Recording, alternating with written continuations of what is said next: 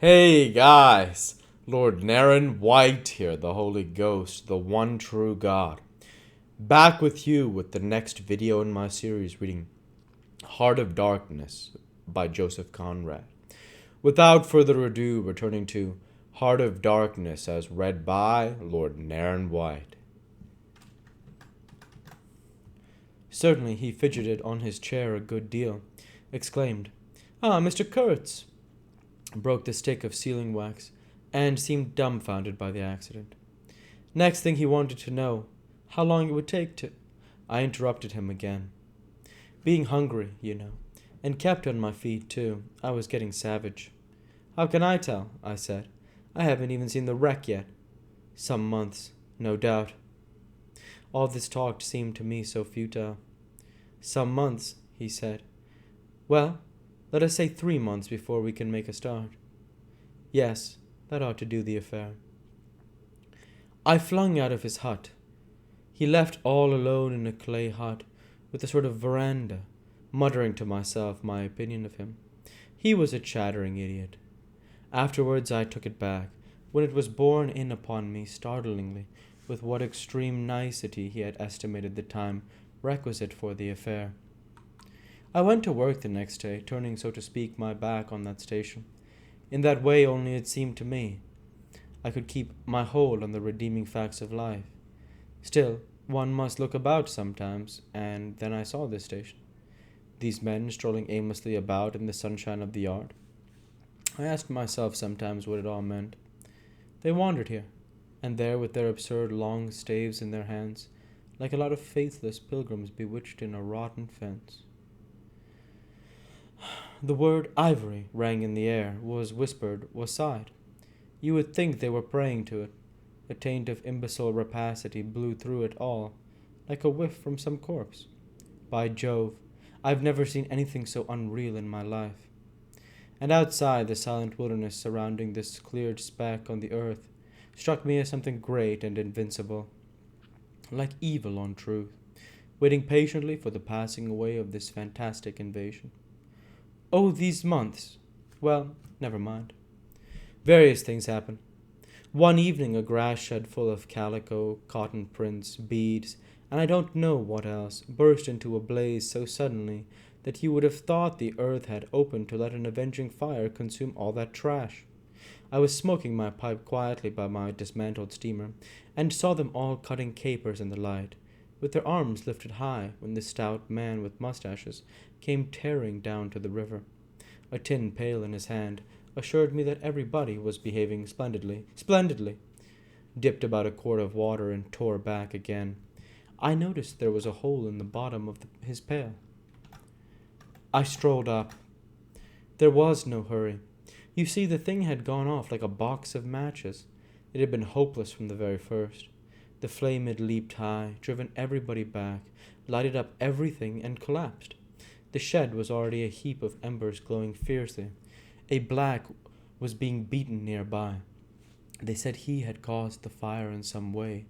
Be that as it may, he was screeching most horribly. I saw him later, for several days, sitting in a bit of shade, looking very sick, and trying to recover himself. Afterwards he arose and went out, and the wilderness without a sound took him into its bosom again. As I approached the glow from the dark, I found myself at the back of 2 men, talking. I heard the name of Kurtz pronounced, then the words, "Take advantage of this unfortunate accident." One of the men was the manager. I wished him a good evening.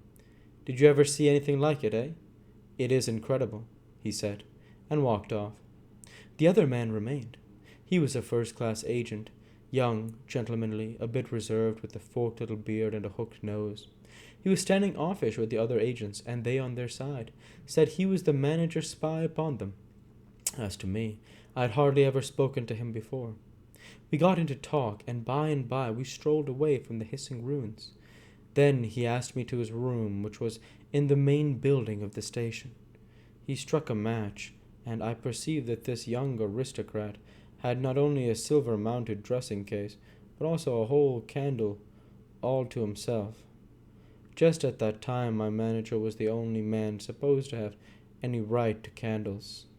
Native mats covered the clay walls, A collection of spears, assegais, shields, knives was hung up in trophies. The business entrusted to this fellow was the making of bricks, so I had been informed. But there wasn't a fragment of brick anywhere in the station, and he had been there more than a year waiting. It seems he could not make bricks without something. I don't know what, straw maybe? Anyway, it could not be found there, and as it was not likely to be sent from Europe, it did not appear clear to me what he was waiting for. An act of special creation, perhaps. However, they were all waiting, all the 16 or 20 pilgrims of them, for something, and upon my word it did not seem an uncongenial occupation, from the way they took it, though the only thing that ever came to them was disease, as far as I could see. They beguiled the time by backbiting and intriguing against each other in a foolish kind of way. There was an air of plotting about that station, but nothing came of it, of course.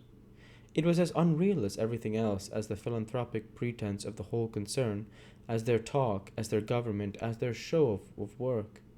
The only real feeling was a desire to get appointed to a trading post where ivory was to be had, so that they could earn percentages. They intrigued and slandered and hated each other only on that account, but as to effectually lifting a little finger, oh no, by heavens. There is something, after all, in the world allowing one man to steal a horse, while another must not look at a halter. Steal a horse straight out. Very well. He has done it. Perhaps he can ride.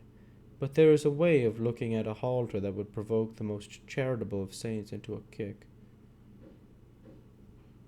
I had no idea why he wanted to be sociable, but as we chatted it in there, it suddenly occurred to me that the fellow was trying to get at me at something, in fact, pumping me.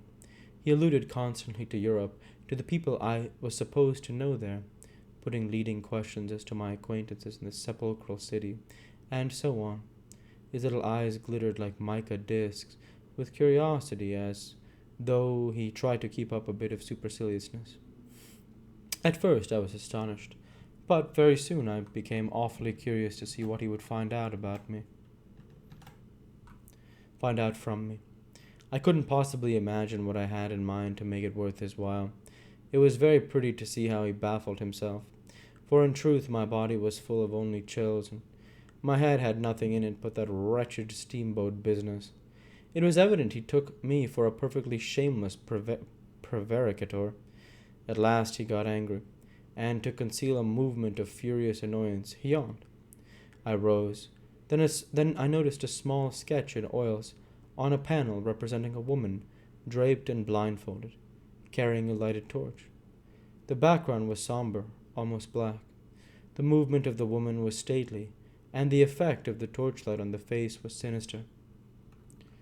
It arrested me, and he stood by civilly, holding an empty half-pint champagne bottle, medical comforts with a candle stuck in it. To my question, he said Mr. Kurtz had painted this, in this very station more than a year ago, while waiting for means to go to his trading post. Tell me, pray, said I, who is this Mr. Kurtz? The chief of the inner station, he answered in a short tone, looking away. Much obliged, I said, laughing. And you are a brickmaker of the central station. Everyone knows that. He was silent for a while. He's a prodigy, he said at last. He's an emissary of pity and science and progress, and devil knows what else. We want, he began to declaim suddenly, for the guidance of the cause entrusted to us by Europe, so to speak, higher intelligence, wide sympathies, a singleness of purpose. Who says that? I asked. Lots of them, he replied. Some even write that, and so he comes here, a special being, as you ought to know. Why ought I to know? I interrupted, really surprised. He paid no attention. Yes, today he is chief of the best station. Next year he will be assistant manager. 2 years more but I dare say, you know what he will be in 2 years' time. You are one of the gang. You are of the new gang, the gang of virtue. The same people who sent him specially also recommended you. Oh, don't say no. I've my own eyes to trust. Light dawned upon me. My dear aunt's influential acquaintances were producing an unexpected effect upon that young man. I nearly burst into a laugh. Do you read the company's confidential correspondence? I asked. He hadn't a word to say. It was great fun. When Mr. Kurtz, I continued severely, is general manager, you won't have the opportunity. And we'll go ahead and stop there for this week. As usual, I want to say thank you for watching, and I hope you enjoyed. Please like, comment, and subscribe, as it greatly helps the channel. Light be with you all. Take care, and thanks again.